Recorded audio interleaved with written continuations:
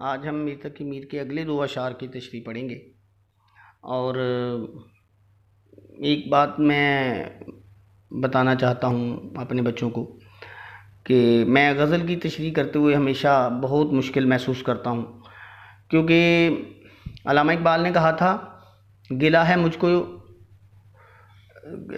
مجھ کو یاران مکتب سے، مجھے پورا شعر یاد نہیں آ رہا، سبق شاہین بچوں کو دے رہے ہیں خاک بازی کا، شاہین کی اولادوں کو خاک میں لوٹنا پوٹنا اور زمین کے کھیل کھیلنا سکھا رہے ہیں، بجائے ان کے کہ ان کو ہواؤں میں اڑنا سکھاتے اور بلندی کی طرف جانا سکھاتے۔ تو میں جب بھی غزل کی تشریح کرتا ہوں نا تو میں بڑا متصادم پاتا ہوں غزل کی تشریح کو اپنے نظریات اور خیالات سے، کہ ہمیں اپنے بچوں کو ان غزلیات کو پڑھا کے تو کیا ان کو ہم سکھائیں گے اور ان کو کس طرح کے اخلاق ہم سکھا رہے ہیں۔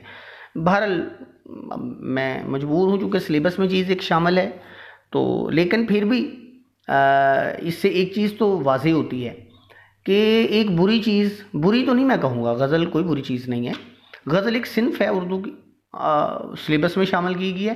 اب یہ استاد کی مہارت ہے کہ وہ ایک نامناسب یا ایک ایسی بات جو تھوڑی سی معیوب لگتی ہو، جس میں تھوڑا سا معیوب کہتے ہیں جس میں عیب ہوتا ہے، معیوب بات کو بہتر انداز میں کرنے کا ملکہ خوبی کو کہتے ہیں، ملکہ استاد کے پاس ہونا چاہیے۔ تو کوشش تو کرتے ہیں کہ اسے بہترین انداز سے ملفوف انداز میں بیان کیا جائے۔ ملفوف کہتے ہیں لفافے میں، یعنی لپٹی ہوئی چیز جو ہوتی ہے۔ میں جان بوجھ کے کوشش کرتا ہوں کہ تھوڑے سے نئے الفاظ بھی لکھوں۔ میں جب بورڈ میں پڑھاتا ہوں کلاس میں نا، تو میں نئے الفاظ جو بھی لکھتا ہوں میں بورڈ پہ لکھتا ہوں اوپر، تاکہ بچے اسے اپنی کتاب پہ نوٹ کریں۔ وہ نئے الفاظ ہوتے ہیں جو کتابوں میں نہیں انہوں نے پڑھے ہوتے اور میڈیا پہ بھی نہیں سنے ہوتے۔ ہمارے بچوں کی اردو صرف میڈیا تک محدود ہے۔ میڈیا پہ جو غلط وہ اینکر خبریں پڑھتے ہیں نا، جو کہتے ہیں یہ ہمارا مدعا ہے۔ اب یہ مدعا ہندی زبان کا لفظ ہے، مدعا لفظ ہے اردو کا، اور انہیں خود اردو بولنی نہیں آتی بیچاروں کو، وہ تو اپنی نوکری کر رہے ہوتے ہیں۔ تو ہمارے بچے انہی کو اس کو دیکھ کے اردو کے تلفظ اور اردو کے جو لغت مرتب کرتے ہیں، یعنی اپنے اندر اردو کے الفاظ کا ذخیرہ کرتے ہیں۔ تو یہ تھوڑی سی وضاحت تھی۔ ابھی اگلے دو شعر پڑھتے ہیں جلدی سے، لیکچر لمبا نہ ہو جائے۔ کوئی نا امیدہ نہ کرتے نگاہ، سو تم ہم سے منہ بھی چھپا کر چلے۔ شاعر پھر وہی رونا رو رہا ہے اپنے نا امیدانہ کا مطلب یہ ہوتا ہے کہ ایسی نگاہ جس میں مایوسی ہی ہو چلے، اور نگاہ نظر کو کہتے ہیں۔ منہ چھپانا، یعنی منہ چھپانے کا مطلب ہے کہ پردہ کر لینا، پیچھے ہٹ جانا، چھپ کے چلے جانا، نظر پیچھے دوسری طرف کر لینا، ٹھیک ہے نا، یا یہ اس کا مطلب ہوگا۔ تو شاعر کہتا ہے کہ میری طرف کوئی نگاہ ہی کر دیتے، کوئی نا امیدی والی نگاہ ہی کر دیتے، یہی بتا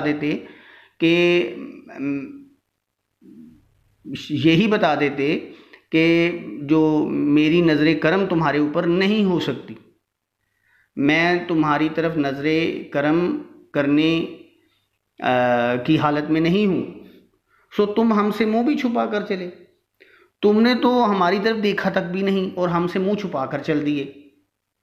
اچھا، اب اس میں نا دیکھیے، اس میں میں نے کہا تھا نا کہ یہ تو استاد پہ منحصر ہے نا کہ وہ ایک معیوب بات کو بہتر انداز سے لیا جا سکے۔ میں جب بھی بچوں کو پڑھاتا ہوں تو میں انہیں بتاتا ہوں کہ محبوب سے مراد مرد کے لیے عورت اور عورت کے لیے مرد ہی نہیں ہوتا۔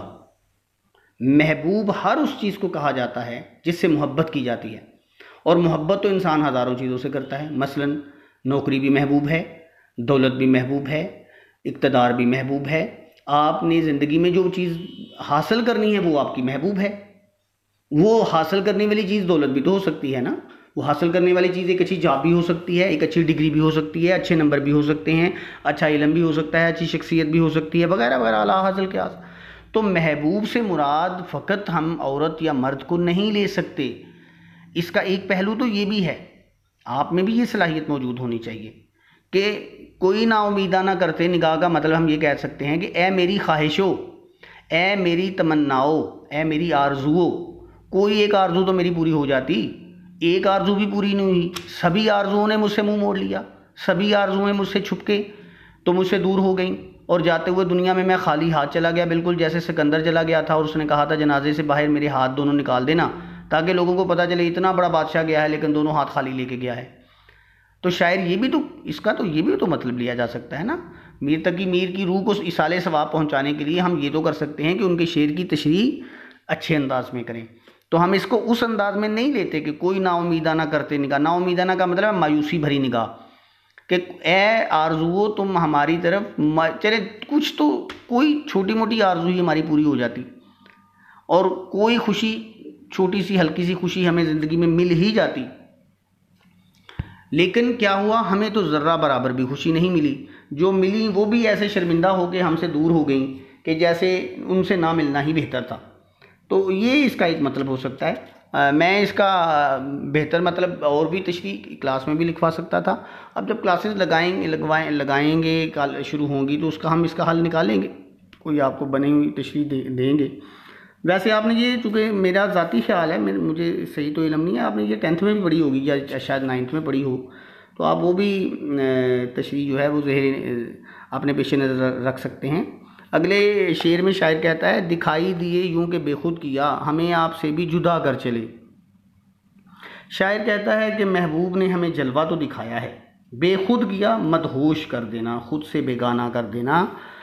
اور جدا کر دینے کا مطلب ہوتا ہے یعنی اپنی ذات سے علیحدہ ہو جانا. شاعر کہتا ہے کہ محبوب نے ہمیں اپنا جلوہ تو دکھایا ہے، اس کے جلوے کو دیکھ کے میں اتنا بے خود ہو گیا ہوں کہ میں اپنی ذات سے باہر نکل گیا ہوں. یعنی میں یوں سمجھ لیجئے کہ میری ذات علیحدہ ہو گئی ہے، اور میں اپنی کیفیت میں اتنا مدہوش ہو گیا ہوں کہ مجھے معلوم ہی نہیں کہ میری ذات کدھر ہے اور میں کدھر ہوں. یعنی میرے جذبات کی شدت اتنی زیادہ ہو گئی ہے. اب اس کو میں دوسرے اینگل سے لیتا ہوں، میں اسے لیتا ہوں محبوب حقیقی کی خاطر. دکھائی دیے یوں کہ بے خود کیا، کہ شاعر کہتا ہے کہ میرا محبوب حقیقی، آپ کو معلوم ہے جب حضرت موسیٰ علیہ السلام جاتے تھے نا طور پر، اب یہ ایک لمبی بات ہے، میں جو بھی بات کرتا ہوں وہ پھر ایک لمبی بات ہو جاتی ہے.